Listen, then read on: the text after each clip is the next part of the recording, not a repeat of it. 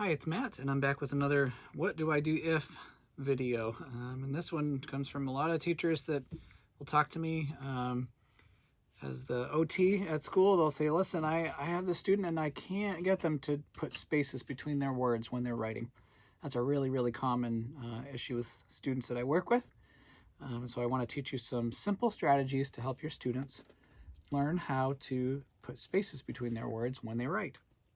So one of the first things I like to do with students when I notice that they're having difficulty in this area is I like to do lots and lots of activities that just require them to space items out, physically space items out before we even pick up a pencil and a piece of paper. So for example, I have a bowl of beads here.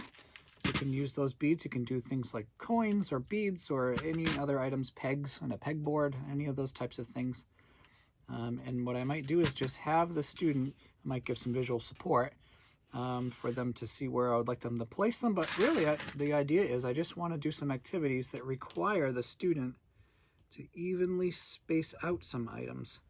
I mean, we could string these beads certain ways to do it. I could give them a worksheet with some little targets that they'd have to place these on top of, or even just a ruler. Say, hey, I want you to put these beads at all of the number marks on the ruler. So all these 1-inch marks, every time you see a number, I want you to put a bead there. So I have to evenly space these out, and then really pointing out to the student that, you know, we've left some space in between these things.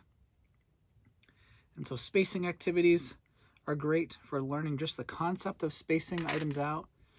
And then really just having a great conversation with the student about the fact that, you know, when we write, we want to make sure that what we write is able to be read by not only ourselves, but anyone else who would like to read it, including our teachers and our parents. So just instilling in them the importance of making sure that our writing is more readable. And really spacing is a really great way to make messy writing a lot more readable. So really having a good conversation with that, and even taking out some writing samples that the student hasn't done so well with spacing, and pointing out that, well, look at all these words and it looks like one giant word if there's no spaces there. And so if I leave spaces in between, I can see where each word starts and stops, and I can really read it a lot easier. So some of the ways that we can actually do that, you know, learn and use that spacing skill as we are writing. Sometimes I'll give my students just a popsicle stick, a little craft stick, and I'll write word spacer on there. Now you can buy some that are like, they look like little astronauts. They're called Spaceman, but I like to make my own. It's a little cheaper that way. I have things laying around in the therapy room, so I often have craft sticks, and simply just giving a child a craft stick as a word spacer, you know, where they can write a word and then they can physically take that word spacer and place it down, and then write their next word, and then take that spacer, move it to the next spot, and leave that space each time.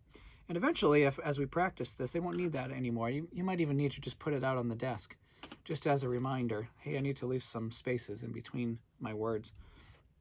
You know, often our teachers, and it's great because the best spacing tool you have is right with you all the time, and it's just an index finger. So often we'll have our students use their helper hand and put that finger down in between each word as they write, to use that as a finger spacer as well, and that works pretty well. Sometimes just having a little physical item is a little more exciting for the students, or just a little more memorable for them.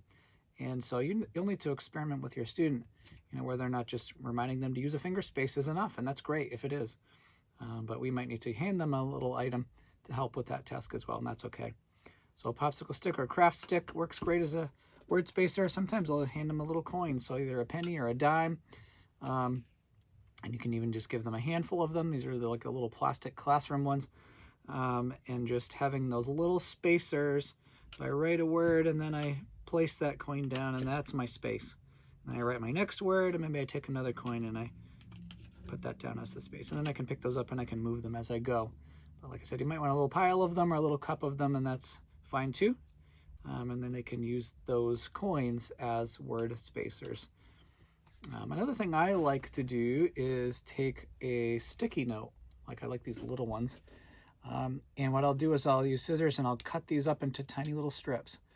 And then I can use those little strips of sticky note, and I can stick those down in between each word as I write them. So, you know, maybe take a few of these, cut them up into some nice little skinny strips, stick them right on the top of the student's paper or on their desk. And then they can be reused quite a few times. And then when they lose the stickiness on the back, we can toss them away and then just give them some new ones, or even just teach them to do that themselves. Give them a little pad of sticky notes, and then they can use their scissors and practice cutting at the same time, right? They can snip those into little strips and use them as spacing tools.